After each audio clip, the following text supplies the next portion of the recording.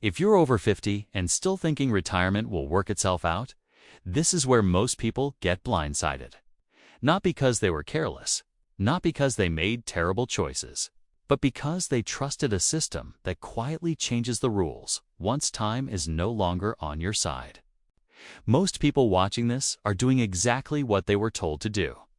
You worked hard. You showed up. You handled responsibilities. Kids needed help. Parents needed support. Bills never stopped coming. And every time retirement crossed your mind, it felt far enough away that it could wait. You weren't avoiding it. You were surviving real life. But after 50, something shifts that no one prepares you for. Retirement doesn't suddenly collapse. It tightens, slowly, quietly, in ways that don't feel dangerous at first. And that's what makes it so hard to catch. Here's the hidden problem most people don't realize. After 50, time stops being flexible. You can still earn money. You can still work harder. But you can't add more years to recover from delays or wrong assumptions. The clock doesn't scare you loudly. It just stops giving you room. This is where people get trapped. They believe they'll catch up later. They assume the next few years will be smoother. They tell themselves nothing major will go wrong. And for a while, that belief feels reasonable. Because nothing looks broken yet. Everything still works. Barely. But pressure keeps building. Health costs creep in. Work becomes less forgiving. Energy doesn't stretch the way it used to. Raises slow down. Job changes feel risky instead of exciting. And retirement starts to feel heavier. Not because of one big mistake, but because everything is tightening at the same time. Most people don't see this coming because it doesn't announce itself. It shows up as small compromises. I'll work a little longer. I'll delay that decision. I'll deal with it next year. And before you realize it, your options have quietly narrowed.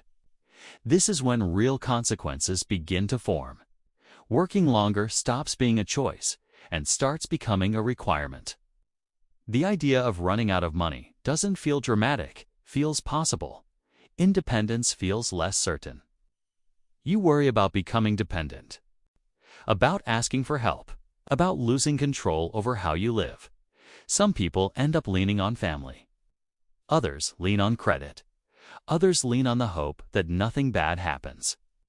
And hope feels comforting until you realize it isn't a plan, especially when time is limited. This is usually the moment people look back on later and say things like, "I assumed things would be easier by now. I thought I was doing okay. No one warned me it would feel this tight." Not because anyone lied to them, but because no one talked about how retirement pressure actually feels after 50.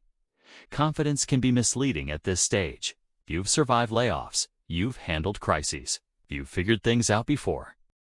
But retirement pressure is different. You can't hustle your way out of it easily. You can't rewind decisions. And ignoring it doesn't make it smaller. I've seen this pattern repeat again and again. These aren't careless people. They're responsible. They're realistic. They just waited for clarity that never arrived. They waited for things to feel stable enough, safe enough, certain enough. And what makes this even harder is that everyone around you feels the same way. So it feels normal. It feels shared. It feels like this is just how things are now.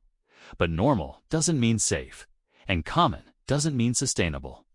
Retirement after 50 isn't just about money. It's about shrinking flexibility, time pressure, and quiet trade. Offs people don't fully recognize until they're already locked in.